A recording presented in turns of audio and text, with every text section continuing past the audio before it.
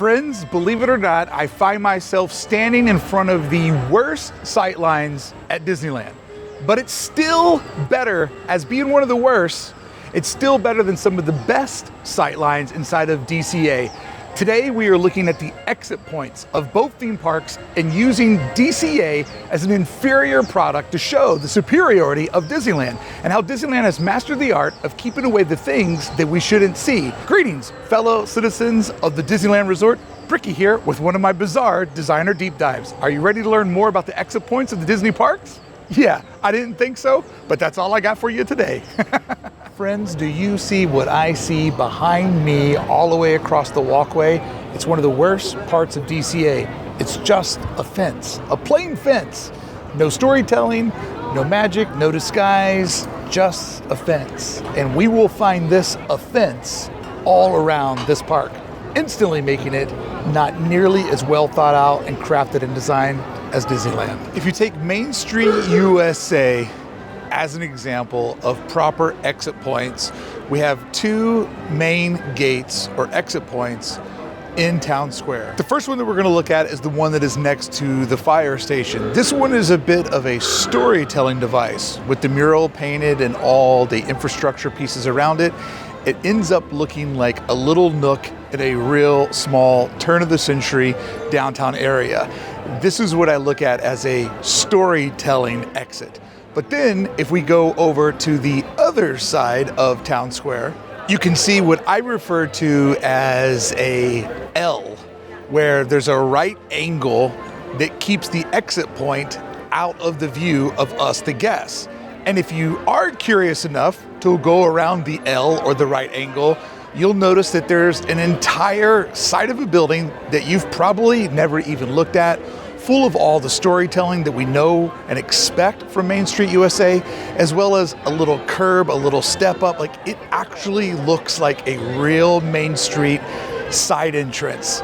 It's amazing because it doesn't have to look that detailed. And when we look at an inferior product across the Esplanade, we'll see that they clearly have decided not to put in those details. So not even getting into the berm, because that's a whole other topic. This is what we get when we come into DCA, what I refer to as the Jurassic Park gate. The size and scale of this gate is absolutely enormous. Now, I will give them credit. It is removed, it is off the beaten path. It's not what most people see. Most people probably aren't even aware that it's here.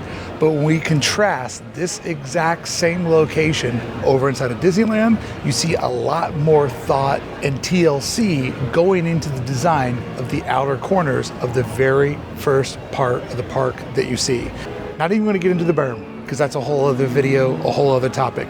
But as far as exit points of the park, you cannot deny that this is severely off compared to what we see in the same locations across the Esplanade in Disneyland. But when we look at Main Street USA right out of the gate, to notice the Disneyland difference is to notice all the little details that were thought out and put into Town Square. So the two major exit points are a part of the story, part of the experience, not something you just look at and go, oh, that's where you leave. They're so well hidden that it just makes it feel like this land is captive, that it's real, and that those exit points aren't a distraction, but they're a part of the story. They're a part of the allure to make it all feel 100% real. The area that I'm standing in is one of my favorite parts of Main Street USA, because in this little pocket, it just looks like the story goes on forever. You're fully captivated in this little cul-de-sac where the story pieces are all around you, not realizing that there's a significant part of the infrastructure that is being hidden right in front of your eyes. This is the gate where the horses come and go, and then behind us are the very, very important trees that block the sight lines and sounds of the Jungle Cruise. Those trees are one of the absolute first things that were ever planted and put inside of Disneyland, because they needed to be created as a windbreak. As they were building Main Street USA, it was just a massive wind tunnel, because this had always been farmland. So the trees on the Jungle Cruise were installed first, put into place to create a windbreak.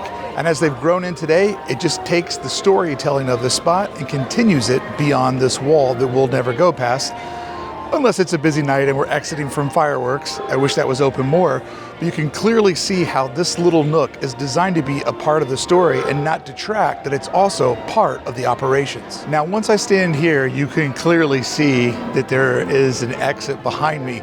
However, the fact that that exit is on the hidden end of the L, or the right angle, it's not viewable to guests as they come in. Many guests are going to be lured down Main Street, USA. They're going to look at the Mickey pumpkin that will be showing up soon, the Christmas tree, or they'll be looking at Sleeping Beauty Castle. So really, the exit point behind me is only for those that are bizarre enough to come over here to make a turn, or maybe wait to get character photos in the meet and greets. This one is hidden by the L, or the right angle, therefore keeping it out of most guests' view. The L, sadly, is not something that we see too much in DCA, where they just left all the exit points right out in the open for most guests to be able to see and realize, oh, that's not only where the park ends, that's where the story ends. So right off the beaten path, you just see this fence. It's nothing more than that, nothing less, just a fence, not a storytelling agent. It doesn't enhance the experience, it doesn't further the story, it's just a fence, no more, no less. And it's maybe only 10 feet away from the main path that everybody travels up. And this won't be the last one of these that we will see. Just place fences. Yes, mark this down on your calendars. I'm getting ready to give Tomorrowland a compliment. But if you look at this little spot that I'm in right here, you'll notice that there is a weenie, hate that term, of the rocket that draws people's attention. There is the courtyard below the rocket where the boosters are, where you can sit and have Skateland pizza. But all of this is disguising the exit point, which is also painted in a color pattern next to a building that's pretty interesting in its multiple layers. So this is an exit point that is accessible for cast members to do the infrastructure needs that the park requires. However, we don't need to fully see the gate standing right there. And if we jump over to Avengers Campus, you'll see these type of design decisions just simply were not made in the new land that's kind of the most comparable to the Tomorrowland vibe. So a couple of these walls here and there, I totally understand. You have to have walls, you have to have gates. I get it. I understand how process works. And I'm also not so ignorant that you gotta cut a corner here, you cut a corner there, sometimes to make your budget. That's just how creative projects are. But there's consistently so many of these everywhere. Like, you can't cut every corner, you can't put one of these in every spot, and they just kind of did. Here we find another short and stubby path that has two big ominous gate doors. These are a little bit colored, they have a little bit of a finish on them. However, it's just very clear this is where the park ends and operations begin. So yes, I definitely understand that you have to have these moving pieces and parts to make it all work, but consistently there's such eyesores everywhere, and that's not the case over at Disneyland. So we have a proof of concept that these don't have to exist, at least as consistently as they do over here. And then behind me you see what I refer to as the peninsula approach, where you take exit points and infrastructure and you put it down a long, narrow corridor that really kind of makes guests think there's no reason for me to go down there. And this one masterfully has a shop as a fork in the road, kind of keeping people's sight lines away from the infrastructure. The shop is placed where the sky buckets used to load and unload to take you over to Fantasyland. But if you look at this design technique, people can glance over, see a store, see all the greenery, know that the train's back there somewhere if they're familiar with the park, but they don't have to know that there's a exit point for cast members to do the things that they need to do. It's perfectly blended in, perfectly hidden, allowing the infrastructure to become a part of Tomorrowland, but not a part of the visual experience for the guests. Hey, I'm complimenting Tomorrowland. It must be really hot out here and I've lost my mind. Okay, let's look at the worst. We've looked at some of the best. But really, if this is the worst, this big, wide opening so the parade doors of justice can swing wide open twice a day to let the parade work its way through the main artery of the park, it's not the worst thing ever. because they clearly went out of their way to install the It's a Small World facade. It feels like a continuation of the story that we see over on the main building. It would have been hard to do anything different here. I've thought about it before creatively, other than making it look like an entire faux building facade that would break open. But they kind of went with leaning into the story that maybe that this is the edge of the Small World Kingdom. These are the gates that would allow you to go inside of this world of global unity. I see it as part of the story. I also see that they have put a lot of effort to create a space over here that is highly functional while not ruining the visual experience for the guests. Yeah, I know, I've thought about this way too much.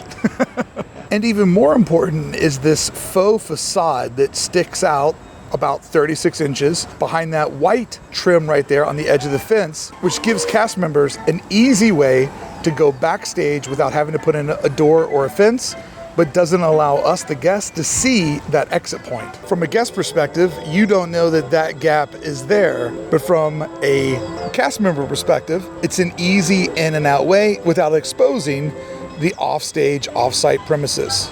And on the opposite side of where I'm standing, you see what has become one of the most famous exit points, as the wall straight ahead with the Mary Blair cream and baby blue color pattern has become one of the most Instagrammable spots in all of Disneyland. I walk past here all the time and see young ladies in dresses and special outfits taking graduation photos, quinceañera photos, I think I got that right, all in front of this amazing backdrop. And when you take one of the infrastructures of the park and make it a local, iconic, photographic spot, you know you're doing something right. In proof of what I was just talking about, I had to wait to take this video for somebody to finish taking a little photo shoot in a very cute outfit in front of this wall. The Pixar Pier gates are a valid attempt at trying to make an exit not look too bad. My major complaint here is that I do wish that the lane that leads over to this was a little bit longer. If we look at Disneyland, for example, they create much longer lanes to put the exits at. Typically, the exit is down the full length of a building. So if we imagine this lane, like what we would see over at Disneyland, journey down the side of the pizzeria next door, it would push this off further, therefore creating a longer lane to get there, more landscaping leading down to it. It just would make it feel a little bit more removed. One of my number one complaints about the design of DCA is it just feels short and stubby, whereas Disneyland always takes its time to get to where it's supposed to go. However, applying the Pixar Pier mural on this gate has made it a very photogenic spot. People do love getting a photo here.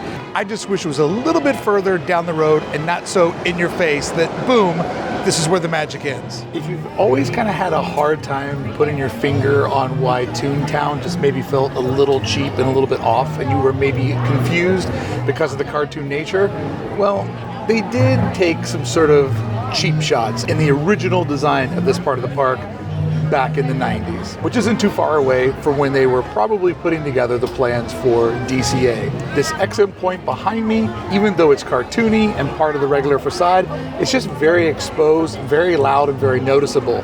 It is kind of hidden around the turn of the stores and shops and restrooms in front of it, but it's also adjacent to one of the biggest attractions in this land, Minnie's house. So yeah, I always try to kind of verbalize for people things that they maybe feel, and this is just one of the examples where ToonTown was just done a little on the lazy, a little on the cheap.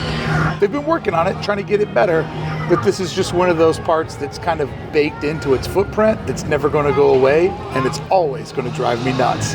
And this is one of the templates that we see the most over in DCA. Lazy exit points right in front of the guest eyes, big and obnoxious, not trying to hide it, and not overtly making it part of the story or part of the memorable experience. You see this sad, empty park of DCA? This is what the channel feels like when you don't subscribe. Don't let this be the fate of Hey Brickey. Let's turn this channel into the New Orleans Square of YouTube channels. Sign up today, become a part of this, get in the frame, join the team. Let's do these adventures together. Not alone like this. This is the saddest part of DCA, and it's sad because I'm alone. Hop in here with me. Subscribe today to Hey Brickey. Thank you. Now, if you've never been able to quite put your fingers on what makes Star Wars Galaxy's Edge so much better than a lot of the other new things that Disney has designed, it is 100% the attention to detail. I stand in front of what is obvious an exit point of this amazing land. Directly behind these doors is a fire exit. On one side you have Rise of the Resistance, on this side you have the Millennium Falcon, and clearly you can see what fans have been referring to as the Rancor doors, because it aesthetically is from the world of Star Wars. This spot has also been co-opted by the locals, by the people that love Star Wars Galaxy's Edge. Right here is where the Life Day hymns or carols are sung every November, which is a very special thing that happens here at Disneyland, sponsored by the citizens of Disneyland, not by the park official. This little quiet nook in front of these doors with this masterful architecture of rocks up above us has become a spot that the fans have claimed. It's a little bit off the beaten path. It's not right up in front of you, but it feels so authentically like Star Wars that many times I've seen guests accidentally go backstage where they're not supposed to go because people are often confused that this is still part of the land. In fact, it's happening right now behind me. Hidden away over my shoulder, you will see the cast member exit that's off to the side, but quite often I see people wander up here trying to figure out what's there, only to realize that it is a cast member only spot, off limit to guests, but not in our imagination. It is perfectly designed to make you think that there is more discovery beyond this spot, and it has also become an iconic photo spot inside of the park. Let me move now so I don't ruin somebody else's photo. One of the key aspects to great design is when you can take something that is your weakness and turn it into a strength. The Rancor doors have definitely become a strength to the citizens of Disneyland, therefore making this a superior design experience. All the efficiency that Disney needs for operations and to keep their guests safe is clearly behind these doors, but the guests never feel cheapened by that. Friends, behind me is one of the best photo spots in all of Star Wars Galaxy's Edge. If you stand here at the edge of this corridor, you are completely submerged in the aesthetic of Galaxy's Edge without one guest behind you, because this is an exit point for the cast members that is recessed down this hallway. And if you stand right at the edge where you're allowed to stand, you have a full frame view of you alone in Star Wars Galaxy's Edge. Once again, a operational path of the park that enriches the experience for the guests. I stood here on opening day in my Han Solo bounding outfit, took an amazing photo with my friend Gustavo, who's a phenomenal photographer, and forever I am locked into my dream of being inside of Star Wars from seeing it as a young kid, which is one of the only good memories I have of the short amount of time that I spent with my mom going to see Star Wars at the drive-in, and finally I was standing inside of it. Once again, something that could be seen as a weakness, thought and TLC was put into it, which I think makes it a strength. If you haven't taken a photo in this spot, I suggest do it, but always be very kind and polite to the cast members, because remember, this is their way in and out of their shift. Be respectful to them, because they're always respectful to us. Now, easily one of the best exit points of this park is the hidden mural of Cars Land, where they do the L or the right angle, hiding this exit point. The feeling of this little area is just like being on a side alley in Main Street, Nowhere, USA, where there's a mural on the side street where maybe you park to walk around front to the diner or the barber shop or the Five and Dime. It gives it such an authentic vibe, and so many people will never know that it's here. But Cars Land is another one of those complete attention to detail lands like Star Wars Galaxy's Edge, where no stone was left unturned for putting all the details in the park. We won't see this attention to detail when we get over to Avengers Campus, though. So I'm going to shoot high. There's guest of Disneyland sitting at the bottom, and I want to be respectful. But here is another set of those gates. Just clear, clean-cut gates that allow us to know another exit point. If you think about it, since we're over on the Pacific Wharf, we have seen 5 gates now, and all of these gates are just apparent exit points. And we see so many of them that I feel that it's just a constant reminder of that this area is either poorly designed in an incredibly tight spot of land, or a bit of an operational nightmare. So with us being able to find so many of these, one after the other, it starts to set up a style guide that this is a theme park that doesn't care if us, the guests, see the exits or see the infrastructure, see the bad side, the ugly side, the side that makes it work. It is not hidden from us at all, but it is across the Esplanade, setting up a weird juxtaposition that in one park, the world disappears, but in this park, we're constantly reminded that the world has all kinds of limitations. In the no man land between Avengers Campus and Cars Land, we have an area that is just doors on doors. We have these nice decorated doors, but then if we spin around across from the pet relief area, there's just another set of doors on the other side of this corridor. And these are probably the least imaginative doors that I have seen. They're big, they're looming. I know that it's supposed to be part of the Avengers Campus sort of factory type idea. Maybe it's also a little bit of a place where Cars Land and the automotive world come together, but it's just kind of ugly. Friends, over in Star Wars Galaxy's Edge, we see a very similar problem solved in a very different way, where there are walls that are sculpted to be a part of the story, and they've been co-opted by the citizens of Disneyland and have become part of the park that guests loves. Nobody loves these doors, or the ones that are over there, or the ones that are further down.